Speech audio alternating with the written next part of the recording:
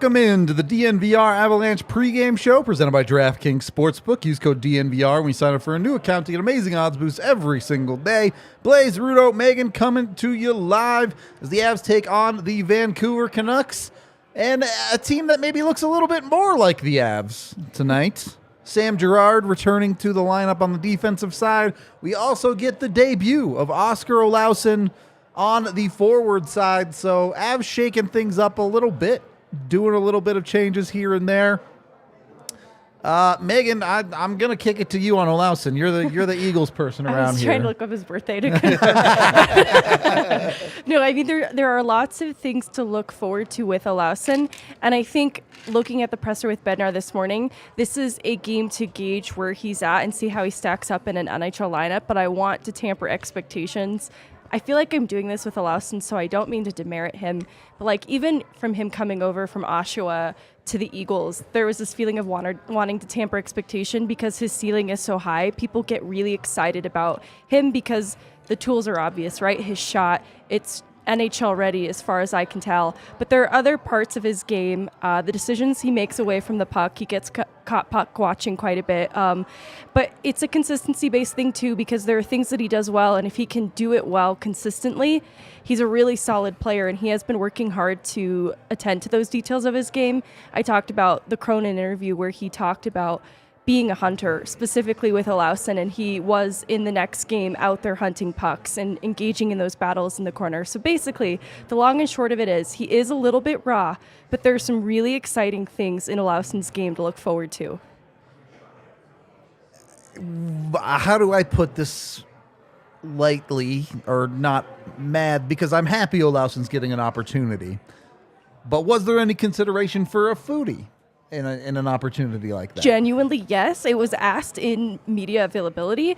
And to be honest, I didn't expect Olausson to get this call up. But looking at the situation, whether it was Foodie or Olausson, it's a pretty low risk situation to call up a prospect like this because they have home games this weekend for Eagles. If it had been Foodie, probably a really similar conversation about Foodie being a little bit raw, but they're both in contention for it. Fair enough. And I know Olausson's listed on the second line tonight.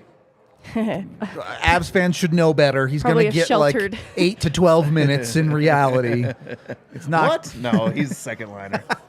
Well, Blais, I know you're a star. I know you play 30 minutes on every team you play for. Yeah. But what? I can't play 30 minutes. I would die. I want to address the Olausson trade rumors for a second. Go ahead. Yes. I don't have much to add other than I think the truth is that he is being scouted to a point in that Vancouver has scouts pretty regularly out here. There was a Vancouver scout at Eagles last weekend, one that I see pretty regularly. So I think there's truth that this is a game that Vancouver is scouting. I just don't know how specifically it is for Olausson and for an immediate trade target. I think this is just an information gathering thing from Vancouver's perspective. They have a scout in town. He's probably going to be in attendance. You know, he was here last weekend. I don't think that's a stretch of the imagination, but I wouldn't want to bite too much into the Olausson trade rumors beyond that.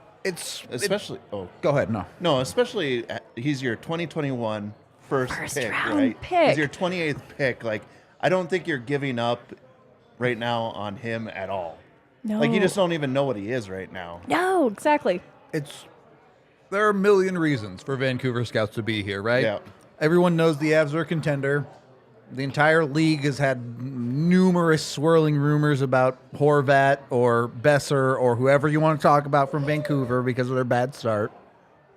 They're going to do their due diligence on the other side if they're seriously considering trading one of those guys. So I'm not surprised at all by seeing Vancouver doing that. What are we looking for? You're tempering expectations for Olausson then. In a limited minute role, what should we expect out of him? I think we talk about loud players, right? Visibility. And I hate using it, but it also is, I think, what they're looking for because he's elevated by the talent around him, right? So I'm not necessarily looking for him to end up on the score sheet production-wise by the end of tonight, but he should be visible, especially if his minutes are going to be a bit sheltered. You want to see the physical side of his game that you know he's capable of, engaging in those battles, that type of thing. You need to see it at the NHL level because it is the make-it-or-break-it thing for him to stick in an NHL lineup one day. And he did score a goal in preseason. He did. With the Avs. Like, his had a good shot preseason. is elite. Like what you were talking about, like I've watched his highlights. It's a quick release, it's hard, and it's very accurate. Like, he is one of those guys, if he gets the puck on his stick and he's in front of the net, he's a dangerous person, no matter if it's AHL or NHL. We've seen a lot of players not be able to put themselves in that situation, though. So hopefully True. he can. On the other side, a much name that many more people know what to expect out of in Sam Girard, coming back on the defensive side.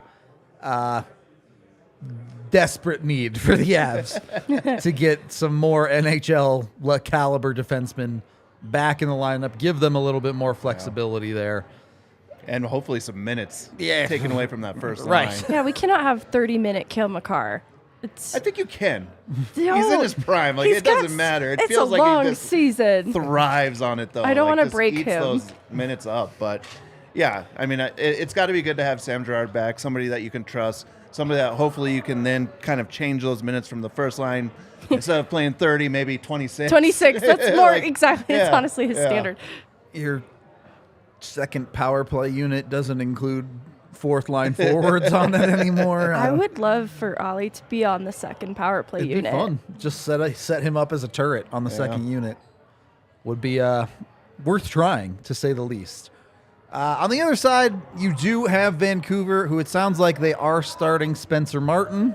Avs starting Francouz as the backup as well. But Martin, of course, ties to the Avs, an ex-Avs draft pick and goaltender. So he's either getting blown out or shut out. We know how that works. One of the two. It's the only two options.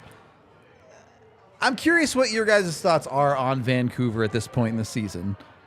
Should they full tank, or should they try and claw their way back into this thing?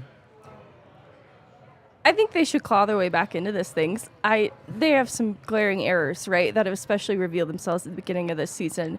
But they have some offensive tools that are a little hard to stay quiet for an entire season. But goaltending is a pretty big issue, honestly.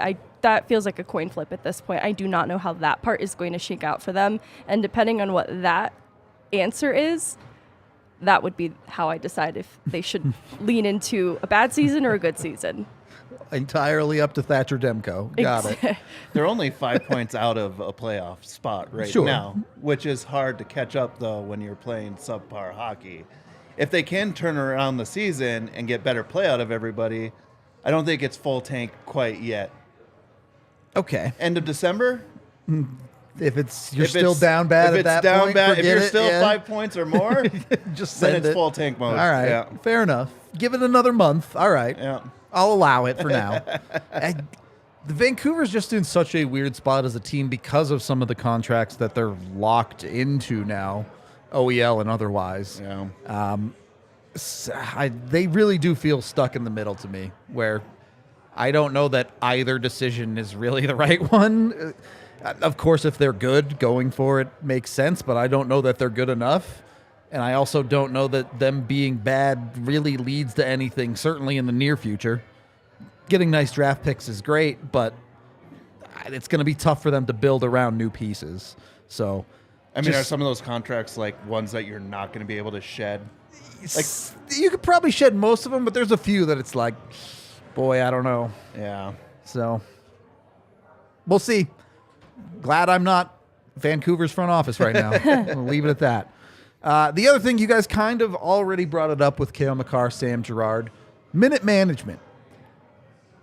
At what point does it start becoming important for the Avs? Is this we'll deal with this in March and April, kind of like they did last year, or is this something they need to start seriously considering now to keep guys healthy through the season? My opinion is now, because it's just a team one injury away from losing a guy for significant time. And I just don't think that's the kind of formula you play around with too close into later months as the end of the regular season nears. And I think it's just you don't want to risk a serious injury to any one of these players. We already see how difficult it is for them to stay afloat with as many injuries as there is right now. Part of me agrees for sure, and the other part of me is like, well, they risk serious injury every time they play, and you're not going to just outright sit dudes for half the season. So I struggle with it. What is an acceptable amount of use, though? Sure, I mean, like 26-minute night for Cale Makar is pretty standard, so you can expect that kind of wear for him to endure over a regular season. But if we're encroaching on 30-plus minute nights with any regularity, I would be concerned about that wear and tear on his body. okay. Blais? Well, I mean, I think you would love to see the reverse happen where at the beginning of the season, they are in the 26-minute range, even 24 minutes. As you start getting closer to the playoffs, you start ramping up that time usage because that's when you're going to want that high skill level on the ice all the time. But the other thing that you're dealing with right now is injuries, and that's why they're playing so much, right? Like, Of course. You get Bo Byron back, you get Sam Girard back tonight. You're going to lessen those minutes for those top players because then you can trust that second player. And like we've always talked about, then the talent trickles down. Well, A Wolf bringing up a good point in the chat here says, I speculate Makar will gladly play 25 to 30 minutes if given the opportunity every game. Of course. Yeah. There isn't a Do single... you remember the Nashville COVID game? They're like, yeah, we want to play. Yeah, right. Yeah. There's not a single NHL player that wouldn't be like, just leave me out there. I'll play all 60 if you let me. Like, all of them want to play, but it's on the coaching and front office staff to say, like, No, guys. you got to take care of yourself a little bit. We can't have you blowing out your knee 2 weeks into the season, you know? So that's one of those things where, yeah, you need to listen to your players, and if they tell you they're good, but also be smart about it, right? Yeah. Like, The other part about this, though, is like there's such like fine-tuned athletes now Yeah. that injuries are like really, like you said, something that you can't really like. It's not because they're getting overused Sure. and something breaks on them because they are highly trained. Every other shift is 30 minutes, right? Yep. Hockey players would do that all the time if they could. So yeah, I mean, like, it's just one of those things where it's, you know, injuries hit you, and it's not because the guy is in bad shape, like physically, and it led to it. It's just freak accidents that happen. $2 from Pin King here asking, has there been a player who has played all 60 minutes? Well, every goalie, most games. But I know what you're actually asking, and no. In a regular game, there has never been that. I believe a couple of players have gotten close to 60 minutes in the playoffs in like 4 or 5 overtime games. But I don't know even then if anyone has reached the 60-minute mark. I'd have to check. Subban used to eat up much He used to time. play a ton. Suter, when he was younger, Suter, played an yeah, insane young amount. Suter, yep. So, Lidstrom, of course, way back. But no one has come close to playing a full game in regulation as far as a skater is concerned. You would just be worthless at the NHL speed. Yeah, no. By the start of the third period, you'd just be dead weight, for sure. Anyway, I do think it's something interesting to talk about, especially now you've seen the Avs. They're 6 games above 500. They're feeling a whole lot more comfortable than they were at the end of October.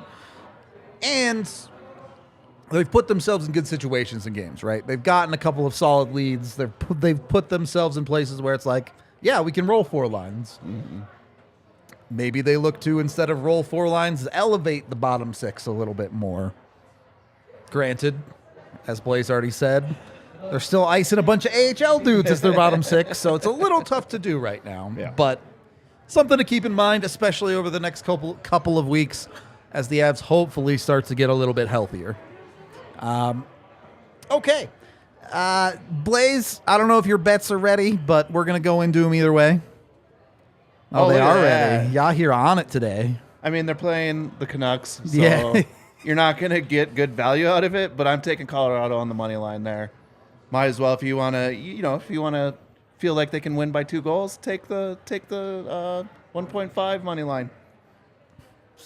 Or puck line, excuse me. And then second one, I got Oskar. I love it. First game, first goal. Like when you watch Admire his today. tapes, if he's in front of the net and he's playing with some talent, he can let that puck fly. So He can absolutely shoot. There's no doubt about that. Yeah. I actually took Oskar first goal scorer at plus First 2,500. goal scorer. Nice. 2,500 feels like that's not even that good, but It's not, but if it happens, oh yeah, the vibes are here's good. one up in me right I- now. I love I got a this. 1-up for your other bet. And then Frankie over 26.5. I like that one too. Is that a 6 afterwards and not a 5? Yes, because I was doing it really quickly. That's on me. Let's just say if he gets might as well 27, we're good. Yeah. 27's good either way.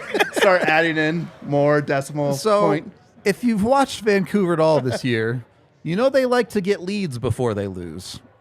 So, if you do a little take Vancouver to win the first and lose the game, you can get some decent odds. It's true. They like to go up by 2 goals and then just and fall apart. cave in. It's a thing. Also, something to keep in mind: this one is not over if Vancouver gets out ahead.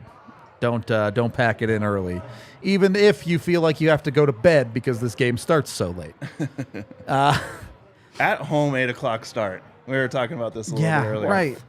You'd think they could start it at 7 local at least, but For the reigning Stanley Cup champions.